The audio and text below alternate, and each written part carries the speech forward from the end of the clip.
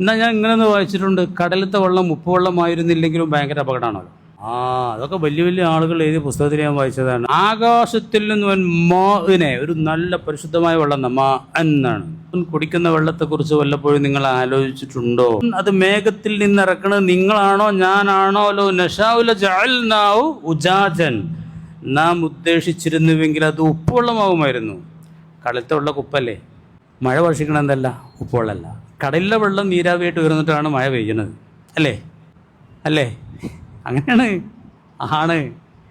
അങ്ങനെ ആയിക്കോട്ടെ, അവിടെ നമുക്ക് കുഴപ്പമൊന്നുമില്ല. ആ ഉപ്പുവെള്ളം അങ്ങനെ തന്നെ മഴ വർഷിക്കുകയാണെങ്കിൽ ഒരു വസ്തുവിന് വെള്ളം പറ്റുമായിരുന്നില്ല. ഭൂമിയൊക്കെ ആകെ ഊഷരമായി പോകുന്ന. അപ്പോൾ എന്തായാലും അതിൻ്റെ മറുപടി ഇവർ പറയുന്നത് എങ്ങനെയാണ്? അത് നീരാവിയായിട്ട് നിശ്ചിത താപമേറ്റ് വെള്ളം ബാഷ്പീകൃതമായി ഉയർന്ന് നീരാവിയായിട്ട് ഉയരുമ്പോൾ വെള്ളത്തിൻ്റെ മൗലിക ഘടകങ്ങൾ മാത്രമേ ഉയരുള്ളൂ. അതിൻ്റെ കലർപ്പുകളൊക്കെ അവിടെ തന്നെ പറഞ്ഞാൽ ഓലത് കഴിഞ്ഞു, നമുക്കവിടെ കഴിയൂല. അതെന്തേ അങ്ങനെ ആയത്? അത് യാദർശികമാണോ? അതിന് പിന്നിൽ അള്ളാഹുത്തല്ലേ? അവനെ മാത്രമേ അവിടെ അതാ അഫല തഷ്കുറെന്ന് ശുക്ർ ചെയ്യാൻ പാടുണ്ടോ എന്ന് അള്ളാഹുത്തല്ല ചോദിക്കുകയാണ്. ഈ വെള്ളം ഉപ്പുവെള്ളമായില്ലല്ലോ. ഉപ്പുവെള്ളമാണെങ്കിൽ കുടിച്ചിട്ട് നമുക്ക് ജീവിക്കാനും കഴിയില്ല. അതുകൊണ്ട് ഒരു പുല്ലുപുഷ്പങ്ങളും ഉണ്ടാവില്ല. എന്നാൽ ഞാൻ ഇങ്ങനെ വായിച്ചിട്ടുണ്ട്, കടലത്തെ വെള്ളം ഉപ്പുവെള്ളമായിരുന്നില്ലെങ്കിലും ഭയങ്കര അപകടമാണല്ലോ. എന്താ കരീമാജി? അതൊക്കെ വലിയ വലിയ ആളുകൾ എഴുതിയ പുസ്തകത്തിൽ ഞാൻ വായിച്ചതാണ്. ആ കടൽ കെട്ടി നിന്ന് ആകെ വെള്ളം ദുഷിച്ച് ഇവിടെ കരി പറക്കാൻ പറ്റില്ല എന്നാണ് ഞാൻ വായിച്ചാൽ കേട്ടോ. നിങ്ങളതിനെ പറ്റിയൊക്കെ വേണേൽ ചിന്തിച്ചോളൂ. കെട്ടി നിന്ന് കുളത്തിലെ വെള്ളമൊക്കെ അല്ലേ ചില വാസന വരുന്നത്. അങ്ങനെ കടലെങ്ങാനും കെട്ടി നിന്ന് ദുഷിച്ചിട്ടുണ്ടെങ്കിൽ ഈ കരക്കാൻ പുറത്ത് ജീവിക്കാൻ പറ്റില്ല. ഉപ്പുവെള്ളം ആവണം. പിന്നെ നമുക്ക് ഉപ്പും വേണ്ടേ? പോത്തിറച്ചി മാത്രം കേട്ട് കാര്യമുണ്ടോ?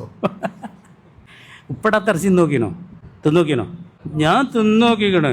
നോക്കിയതൊന്നുമല്ല, ഇടാൻ മറന്നതാ. അത് തൊള്ളേക്ക് വെച്ചരാറ് സ്പീഡ് തുപ്പും. കോഴിക്കറിയൊക്കെ ഉപ്പിടാത്ത കോഴിക്കറിയാണെങ്കിൽ ഒരു കാരണം നോമ്പറക്കാൻ പോയത് ഒരാളിപ്പോൾ സൽക്കാരത്തിന് കോഴിക്കറി ഉപ്പിടാതെ കൂട്ടിയാക്കണങ്ങൾ. അപ്പോൾ നമുക്ക് ഉപ്പും വേണ്ടേ? എന്താ നമുക്ക് വേണ്ടത്? എന്താ ഇവിടെ ഇല്ലാത്ത നിങ്ങളൊന്ന് പറഞ്ഞാൽ നിങ്ങളൊന്ന് പറഞ്ഞേ. അതാണ് ഈ പറയണത്. അതൊക്കെ യാദർശികമാണോ?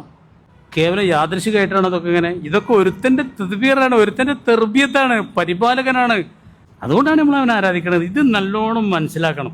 ഇത് നിങ്ങൾ നല്ലോണം മനസ്സിലാക്കി അല്ലാഹു അക്ബർ എന്ന് കേട്ടാൽ പിന്നെ നിസ്കരിച്ചിട്ട് വേറെ പരിപാടിയൊക്കെ ഉണ്ടാവുള്ളൂ. നമ്മൾ മുദ്രാവാക്യം അതാണ്, നമ്മൾ നയം അതാണ്.